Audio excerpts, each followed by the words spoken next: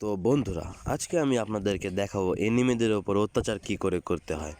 তো প্রথমে আমি এখানে যাচ্ছিলাম, তখন আমি দেখতে পারি আমার সাইড দিয়ে একটা এনিমি কেবল ল্যান্ডিং করেছে।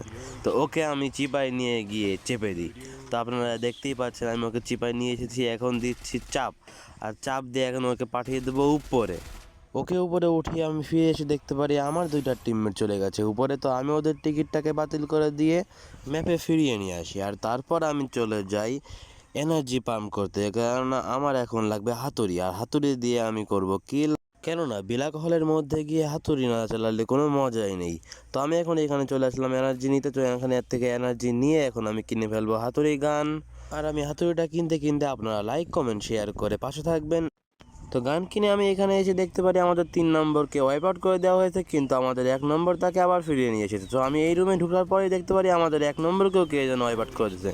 তো তাই আমি ওকে নিয়ে যাই চিপায়, আর চিপায় নিয়ে গিয়ে ওকে চেপে দিই, যেমন তোমরা দেখো। সো ওকে চেপে দিয়ে আমি যেই ফিরে আসি, আর ফিরে এসে দেখতে পারি আমার আরও একটি টিমমেট হয়ে গেছে নক। তো এখন আমি ভাবছি ওকে রেয়াব দেবো, কিন্তু রেয়াব দেওয়ার মতো কয়েন আমার কাছে নেই। সো আমি এখন ভাবছি এখান থেকে পলায় যাওয়াই সেফ হবে।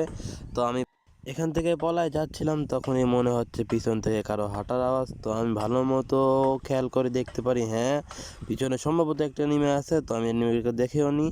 তো আমি চলে যাই সোজাই রাশ করতে। তো রাশ করতে গিয়ে আমি দেখি ওরাই আমার উপর রাশ করে দিয়েছে। তারপরে আমি ওকে নিয়ে চলে যাই চিপায়। আর আপনারা এতক্ষণ দেখে বুঝতেই পেরেছেন আমার নিয়ত কি, সবকটাকে চিপায় এনে পুরো চেপে দেবো।